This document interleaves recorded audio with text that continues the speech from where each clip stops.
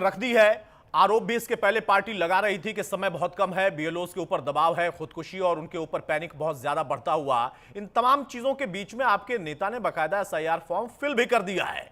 आपत्ति के साथ आप लोगों का सबसे बड़ा ऑब्जेक्शन यह है कि आप कह रहे हैं कि 3 करोड़ वोट काट दिए जाएंगे। क्या इसका कोई आधार है? समाजवादी पार्टी के पास कोई आपके पास इनपुट आए हैं? अतुल जी, पहले तो आपको, साथी पैनलिस्ट को और आपके दर्शकों को मेरा जय हिंद। मैं आपके चैनल पे पहली बार आया हूं। जी। जो भी थोड़ा बहुत लोकतांत्रिक और संवैधानिक व्यवस्था के बारे में मैंने पढ़ा है, तो जो भूमिका सत्ता पक्ष की है वही भूमिका विपक्ष की है हमारे संविधान और लोकतंत्र में। बिल्कुल। और मजबूत विपक्ष इस बात की निशानी है कि सत्ता को भटकने नहीं देगा वो। और जहां तक मैंने थोड़ा बहुत और पढ़ा है, चौथे खंबे की भी यही जिम्मेवारी है कि सत्ता से लगातार सवाल पूछती रहे ताकि सत्ता दुरुस्त तरीके से काम करे। अभी तक जो भी 15-20 मिनट आपकी डिबेट में बात हुई है, जो उसका सार मुझे आत्मसात करने में आ रहा है, ऐसा लगता है विपक्ष ने कोई पाप किया है और चारों तरफ से जवाबदेही सिर्फ विपक्ष की है कि एसआईआर पे आपको ये दिक्कत क्यों है, एसआईआर पे आपको वो दिक्कत क्यों है, एसआईआर पे आपको वहां दिक्कत क्यों है, एसआईआर पे आपको यहां क्यों दिक्कत। हमने कम से कम, सोशल मीडिया ने हमारी पत्रकारिता को बहुत बेहतर किया है और हम लगातार ऐसे वीडियोज और फोटोज हर जगह देख रहे हैं जहां पे दसियों बीएलओज ने सुसाइड किया है। उन्होंने वीडियोस बनाया है और साफ साफ इल्जाम लगाया है कि प्रशासनिक तंत्र हम पर बहुत अत्यधिक दबाव डाल रहा है। मैं बहुत मर्माहत होकर आपसे कह रहा हूं, मेरी उम्मीद ये थी कि कम से कम पत्रकारिता और चौथे खंबे के रास्ते से सत्ता से अपील की जाएगी कि कम से कम मानव को जिंदा रहने दीजिए और समय बढ़ा दीजिए। अगर बिहार की तरह 15 दिन बाद वोट पड़ना हो तो अलग बात है, लेकिन अगर 15 महीने बाद उत्तर प्रदेश में वोट पड़ने वाला है तो मुझे लगता है मानव की जान बचाना ज्यादा मानवीयता का विषय है, हम इसको बढ़ा सकते हैं। और जो हमारे नेता ने ये 3 महीने बढ़ाने के लिए कहा, उसका सबसे पीछे का आधार यह है, आप जानते हैं समाजवादी पार्टी अब एक पुराना दल है, हर बूथ पे हमारी सहभागिता है, हमारे बूथ के प्रभारी हैं। तो मैं ग्राउंड फैक्ट्स के बेस पे बता रहा हूं, 2.25 लाख बूथ से जो हमारे पास डिटेल्स हैं उनके बेस पे बता रहा हूं कि बीएलओ के ऊपर बहुत मेंटल स्ट्रेस है। और अमीन साहब और मैं दोनों एक ब्यूरोक्रेटिक सेटअप में 2-3 दशक सर्विस करके आए हैं, तो हायरकी का क्या परविश होता है हम समझते हैं कि अमीन साहब भी समझते होंगे कि प्रोफेशनल स्ट्रेस क्या होता है। और आप एक एग्जीक्यूटिव एडिटर है, तो I am very sure that you understand what pressure of a hierarchy is there in organisation. तो हमारी मांग सिर्फ ये है कि कम से कम मानवीयता के आधार पे इतना समय दें। अगर आप उस तंत्र को उतना मजबूत नहीं कर पाए तो उसको 3 या 4 महीने में करा दें।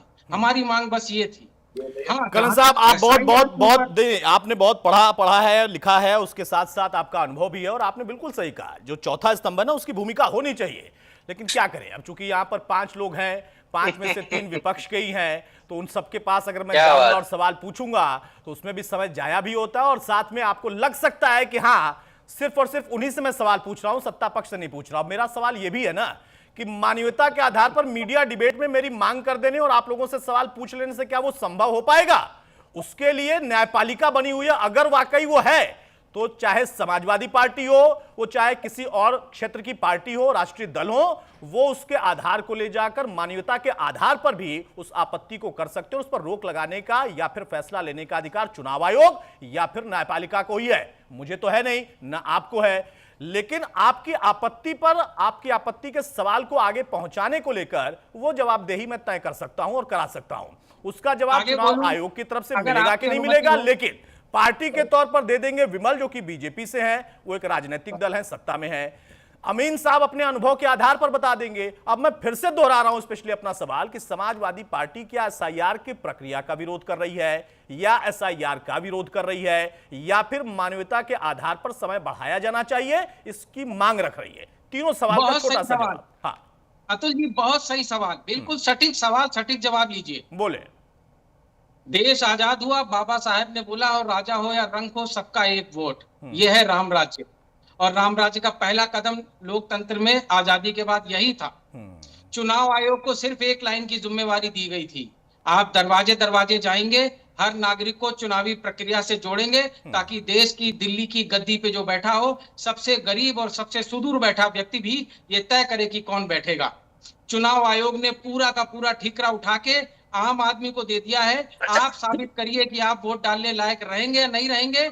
अब हम एग्जीक्यूटिव बॉडी नहीं रहे हैं, अब हम ऑडिटर हो कर्नल गए साहब, हैं। कर्नल अब हम ये साहब तय माफी करेंगे चाहूंगा कि सर, आप फिर वोट लंबा हो डाल जाएगा पाएंगे क्योंकि या और भी आप लोग हैं हमें ना। बोलने नहीं दे रहे। मैंने 3 स्पेशली तो सवाल ये पूछे तो आप हमें तीनों का प्रश्न जवाब दे पूछा है दीजिए तो ना। समय दीजिए। आप मत बताइए कि संविधान में क्या था, बहुत कुछ बदल गया है भाई। पूछा है आपके तो समय में उनके दीजिए। समय में बदला, और राजनीतिक बहस उस पर हो सकती है, उस पर अलग से हम बैठेंगे, चर्चा कर लेंगे। अतुल जी, समय मेरा तो सीधा सा दीजिए। सवाल है, समाजवादी पार्टी की आपत्ति क्या है? एसआईआर का विरोध कर रहे हैं, प्रक्रिया का विरोध कर रहे हैं, या फिर आप मानवीयता के आधार पर यह कह रहे हैं कि समय बढ़ाया जाना चाहिए? टीएमसी तो कह रही है कि साजिश है, सीधे सी लाइन। कितना टाइम देंगे सर मुझे? टाइम बता दीजिए। इस मैं सवाल का वापस सीधा फ्रेम जवाब हो करूं सकता है ना, अपना उसके लिए कितना टाइम चाहिए आपको? 2 घंटे, 5 घंटे, 6 घंटे? भाषण देने थोड़ी ना है, डिबेट टीएमसी कर ने, रहे हैं। हक साहब ने बता दिया कि उनकी पार्टी कह रही है साजिश है, उनको 1 मिनट भी नहीं लगा। मुझे आपको 2 कितना मिनट टाइम दीजिए। लगेगा कर्नल साहब? क्या आप मुझे 2 मिनट देंगे? अरे भाई, 2 मिनट से पहले ज्यादा हो गया आपको। मेरा सीधा सवाल है, साजिश है, क्या आप मुझे प्रक्रिया 1 का मिनट विरोध देंगे? है, या मानवता के आधार पर समय बढ़ना चाहिए? ये क्या 3 ही सवाल थे सर। सीधा सीधा जवाब सुनिए। एसआईआर अगर देश में हो रहा है, हमें कोई आपत्ति नहीं है। एसआईआर की जो प्रक्रिया है उस पे गंभीर आपत्ति है, और एसआईआर कमिश्नर की जो दो बातें power है, सर, वो बिल्कुल बिकी आपने हुई है, बहुत उस पे कम सीधी समय में आपत्ति स्पष्ट कर दिया। 3 सवाल में से 2 का जवाब आपने क्लियर दे दिया। आपने कहा कि इंटेंशन पर सवाल है, यानी आपको भी लगता है कि साजिश है, और दूसरा कि समय बढ़ना चाहिए। यही तो 2 जवाब है आपके। अमीन साहब भाई, अगर ये आपत्ति है विपक्ष की, तो क्यों चुनाव आयोग मानवता के आधार पर कम से कम उस स्टेट में प्रक्रिया को नहीं बढ़ा सकता है जहां पर अभी तुरंत चुनाव नहीं होने हैं, बंगाल से पहले नहीं होने हैं? वहां पर तो दबाव कम कर सकता है ना। ये तो क्लॉज होगा, ये तो विकल्प होगा चुनाव आयोग के पास। अमीन साहब क्या कहते हैं आप? देखिए, एसआईआर की पहली प्रक्रिया समाप्त होगी, पार्ट 2 चल रहा है। और जहां तक सवाल है इलेक्शन कमीशन को बहुत काम करने होते हैं। कोई एक काम नहीं है, एक पार्टी के लिए काम नहीं।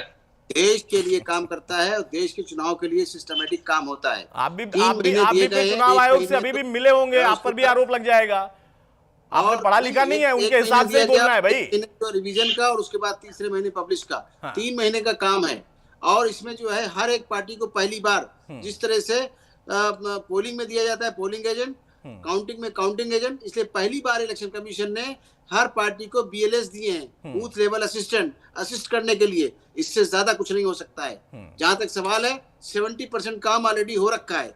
जो 2003 में जिनके ऑलरेडी है वोट, उनको कुछ नहीं करना है। वो प्रिंट आउट देंगे, उनका नया फोटो लेंगे, उनसे साइन लेंगे, और फॉर्म एक उनको दे देंगे, लेके चले आएंगे।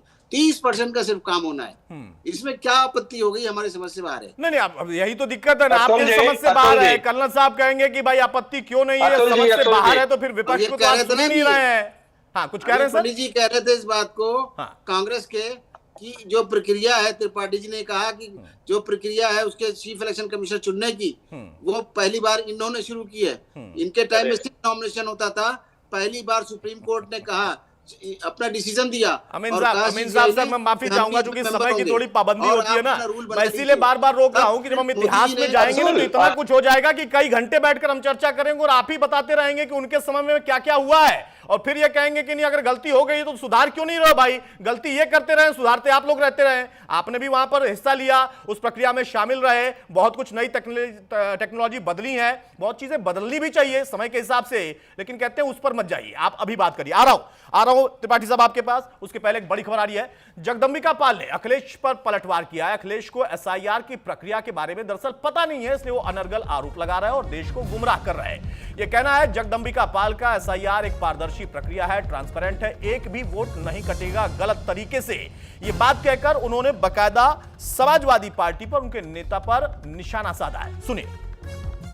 जिस तरह से लगता है कि या तो उनको प्रक्रिया का ज्ञान नहीं, बिहार में कोई एक कंप्लेंट नहीं आई, और आज 4 दिसंबर तक एक एक घरों में जाके बीएलओ गणना कर रहा है, प्रपत्र फॉर्म भरवा रहा है, और इसके बाद भी अगर कह रहे किसी का काटा जाएगा, तो मैं अखिलेश यादव को चुनौती देता हूं कि वो एक भी कटे हुए लाएं, तो 9 तारीख के बाद उनके फॉर्म 6 बनेंगे, किसी को डिलीट कराना 7 है, 8। तो इतनी ट्रांसपेरेंट प्रक्रिया है कि एक वोट भी नहीं किसी कटेगा। लेकिन मुझे लगता तरस आ रही है जिस तरह से वो लोग देश को गुमराह कर रहे हैं।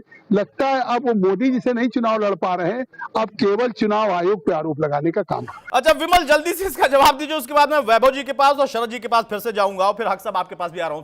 सबसे पहले सवाल यह है कि वो जवाब मांग रहे हैं चुनाव आयोग से, बीजेपी के नेता सांसद उनको जवाब देने लग रहे हैं, फिर उनको और मौका मिल जा रहा है, वो कह रहे हैं हम भाई सवाल पूछा ही नहीं आपसे, आप क्यों आ रहे हैं बीच में।